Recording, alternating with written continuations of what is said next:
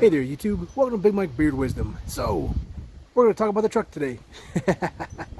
So, my truck's a 2001 Chevy Silverado 1500, and it's one of those things where I just got a guy walk up and ask how much I want for it. So, it's kind of one of those situations where it's like, holy crap, I didn't even get a chance to make a video on this guy yet. This is one of those project cars that I bought, kind of wanting to fix up, not intending to flip because I needed a truck for truck stuff. And it's something that I took from a relatively standard truck into something a little special. So wheels are a little bigger, tires are a little bigger, brakes are a little bigger, engine's a little bigger. Still has the stock suspension, so even though the rust makes it look like maybe it's lifted, it's not.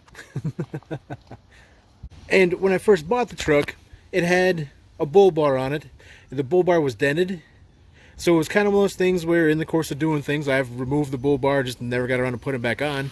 And as you can see, I've also upgraded the headlights. So putting those projector headlights really help over the old factory beam ones. And it's amazing the difference in light output. Then, under the hood,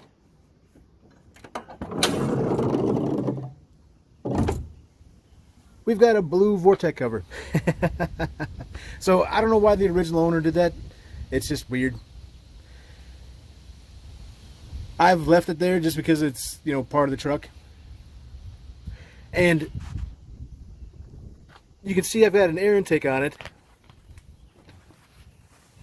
Also, of a set of like 1 7/8 headers. So 1 7/8 primaries. Pretty big size headers, because that's a 6-liter engine that I have swapped in. And it's one of those things where I wanted something with a little bit more power. I found some interesting information out there. I was able to do the swap relatively easy by myself, tune it relatively simply with like HP tuners for a 6-liter tune. That way it does about what a 6-liter should. Also, when I bought the engine, I also upgraded the gauge cluster. So instead of having a standard gauge cluster where over here would tell you that you're not buckled up or the door's open or something like that, this has the trans temp gauge in it, which is handy. That helps the transmission that I have backing that 6-liter, which is a built 4L60 by Monster Transmissions. And that transmission costs more than pretty much the engine, the intake, the headers, the tuning software, and the brake upgrades. This generation truck really never had stellar brakes, and in fact, they were pretty abysmal. They were really bad. And it was one of those things where a lot of people complained about them.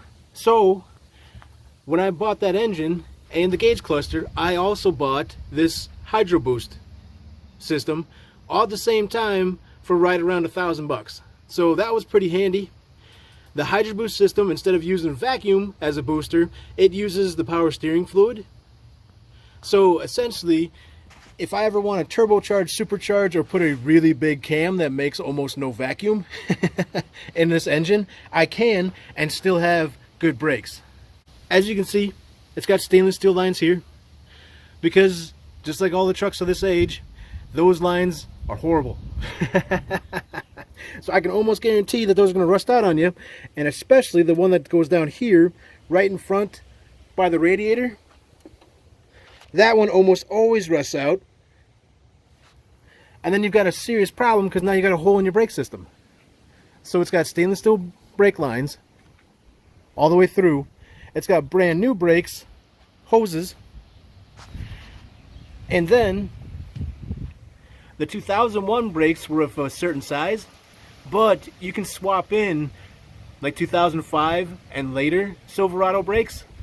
The 2005 brakes are bigger in the front because the 2005 went to rear drums, and when they went rear drums, they made the front brakes about 1 inch bigger, which gives you about an extra inch of leverage, which is huge when it comes to brakes. So I've got the bigger brakes off a 2006 Silverado on the front, and then on the rear I've got 2006 Suburban rear calipers, and if I remember right, I think this might even be like a police interceptor ones. So they might even be a little bit bigger still.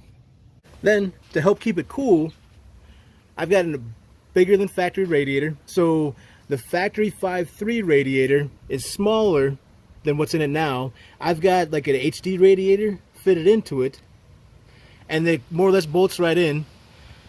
The big thing is that the HD radiator bolts in over here on this far bolt, whereas the stock one bolts in right there. I also put electric fans on it. If you've ever put electric fans on anything that had a mechanical fan, you know how big of a difference that can be. And it's amazing the difference. So having a full-time driven fan off the crank keeps air moving constantly, as there's always a little bit of a drag. So especially like your throttle response, there's gonna be a big improvement for that. You can even get a little bit of a fuel economy improvement, because now you're only running, you know, a draw, which is now an electrical draw, as opposed to a full-time mechanical draw, occasionally when you need it. All right. Then, wheel-wise, these are either like 2013 or 2012 Silverado wheels. And they were painted with like a smoke tinting stuff that didn't work out super great. And it also didn't really help keep the oxidation away too much. So these are back to getting pretty oxidized. And then they've got Titan wheel size, or tire size. So with the stock GM size being slightly smaller, so these are 265 70 R18s. So the Chevy size was a little bit different, and this slightly different size wound up being a whole lot cheaper.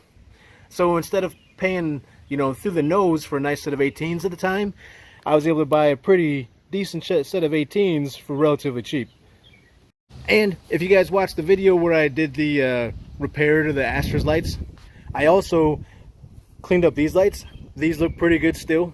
It's been, well, probably 6 to 8 months. So these are still looking awesome. And one of the big reasons why I bought it was because it has a really clean interior. It's tough to find an interior that's really nice and clean in these years. And it's one of those things where a lot of times they're all tore up somehow. The dash is all cracked or something. You know, all sorts of weird stuff's going on with them. I mean, now granted, there's certain stock things that aren't super great, so the radio is not anything to, you know, write home about. The knobs are breaking slowly due to age and stuff. And there's a couple little quirks that it's got. So between the key starting, it almost always fires up. Every now and then you'll get that little, it's almost like it's a pass lock kind of thing where it forgets which one it is. And then normally you're able to just cycle the key and away you go. It's got some AC stuff, so when this is on hot or cold, normally you're good when you first fire it up. Because what happens is that the temp blend door has two motors, one up top, one down below, and normally one of them gets weak. When one of them gets weak, it goes in like a default position, so wherever you have it when you go key on is where that motor is going to be the rest of that key on phase. So one of these days I'll get to trying to pull the dash up here off and get down there in order to replace both motors. And the electric fans sound like bees.